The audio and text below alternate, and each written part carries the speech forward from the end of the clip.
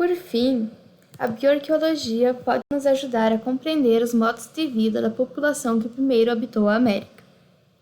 Em primeiro lugar, nós podemos analisar a forma com que essas sociedades enterravam os seus mortos. O primeiro esqueleto que eu trouxe aqui é o de Anzi Quan, que foi identificado como sendo da cultura Clovis, encontrado nos Estados Unidos e que viveu há cerca de 12,8 mil anos atrás. Foi enterrado com líticos, ou seja, instrumentos de pedra e artefatos ósseos. Além da presença de ocre vermelho, o ocre ele é bastante utilizado nos rituais funerários, como nós vamos ver. Em segundo, trouxe o esqueleto de Bull, encontrado em Idaho, nos Estados Unidos.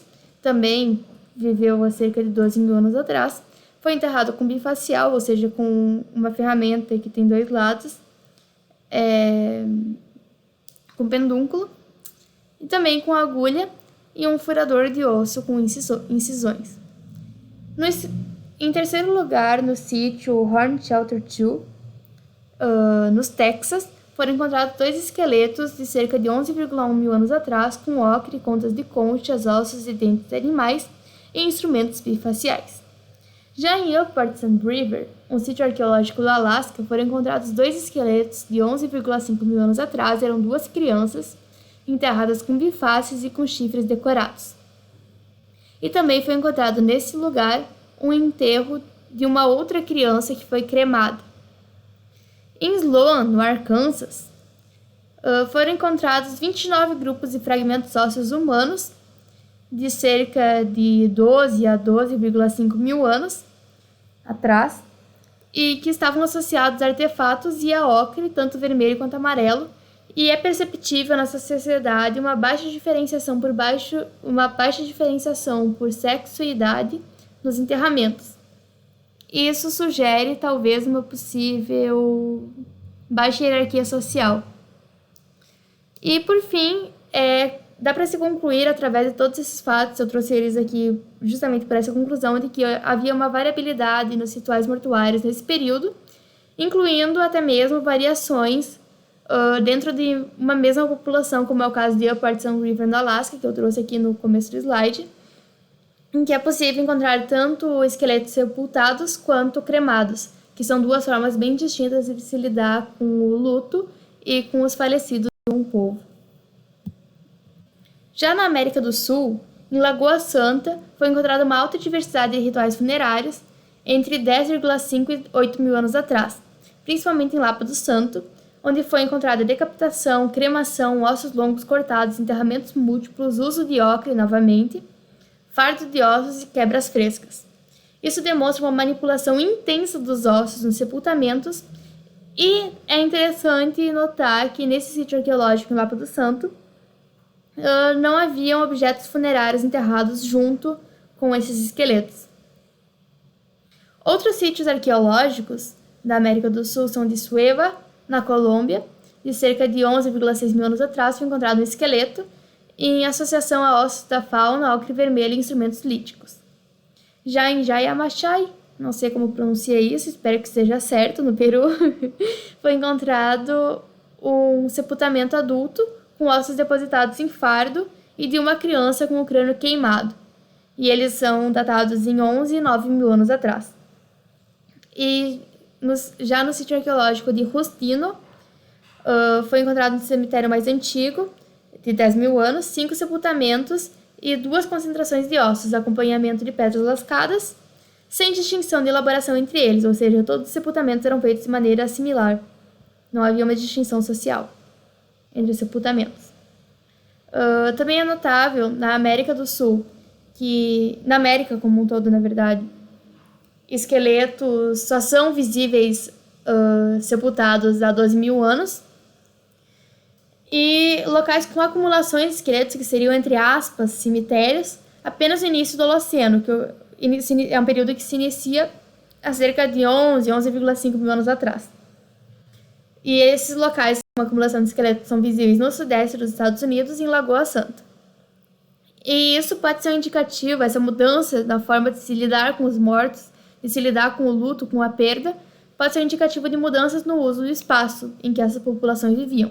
como, por exemplo, um uso mais intensivo dos territórios passa a se explorar mais o local onde essas populações se encontram e se diminui a área de forrageio, ou seja, esses indivíduos não precisam ir mais tão longe para coletar alimentos, eles estão um pouco mais sedentarizados, eles não vão mais tão longe, apesar de ainda serem caçadores-coletores, não serem populações que já desenvolveram a agricultura e já se sedentarizaram como um todo. Outra análise que pode ser realizada é a análise dentária, que pode usar indicativos de como era a alimentação desses povos. Inicialmente, acreditava-se que em toda a América a alimentação era realizada pela caça de grandes mamíferos como o mamute e o mastodonte, mas depois passou-se a perceber que isso, na verdade, não era algo frequente na América do Sul, com exceção do extremo sul da América do Sul, aí sim se caçavam grandes animais, grandes mamíferos. Mas, de uma maneira geral, isso era mais comum no ambiente temperado da América do Norte, enquanto na América do Sul, como nós vamos perceber, se comiam mais vegetais. Porque, de maneira geral, os caçadores-coletores eles possuem menos cáries. Por quê?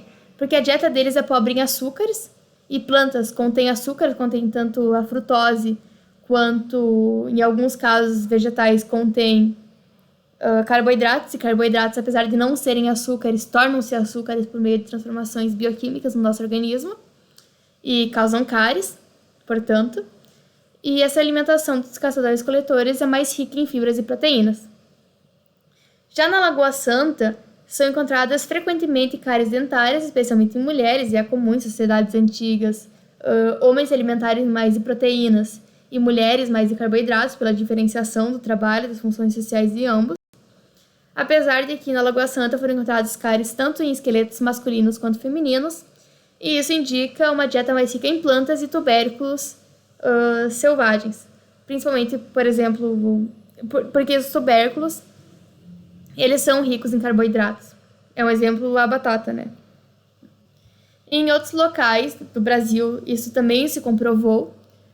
Por exemplo, foi exumado um esqueleto num sambaqui fluvial em Capelinha, em São Paulo, e por análises realizadas através do nitrogênio, foi identificada uma dieta terrestre baseada em porcos do mato, veado e roedores, e também foram encontradas 4 cáries pequenas nesse esqueleto, que indica também um uso dos recursos vegetais locais intenso, principalmente os ricos em carboidratos. E também na Toca dos Coqueiros, no Piauí, foi encontrado um esqueleto com doença periodontal, lesão inflamatória, perda de dentes antes da morte e possível cárie. Ou seja, uma péssima higiene bucal, né?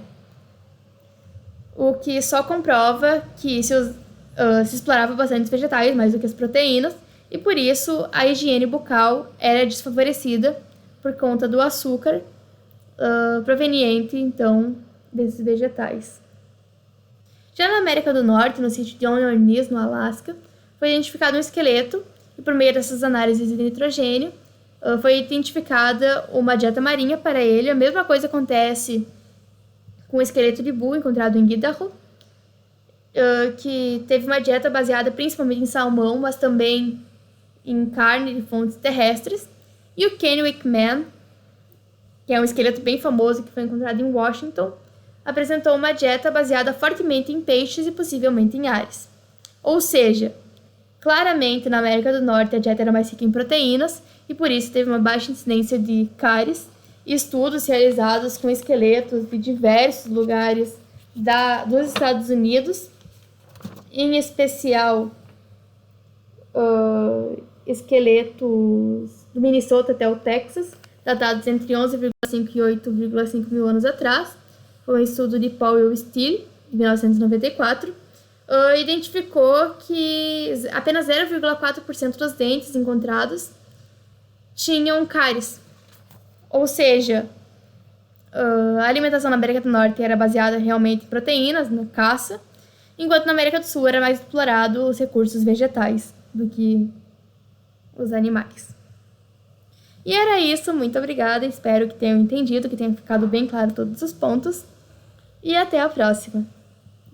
Aqui estão as fontes, tanto do texto, que foi baseado principalmente nesse artigo do Pedro da Glória, sobre a ocupação inicial das Américas, sob uma perspectiva bioarqueológica, quanto das imagens que foram aqui utilizadas e demais informações que eu trouxe.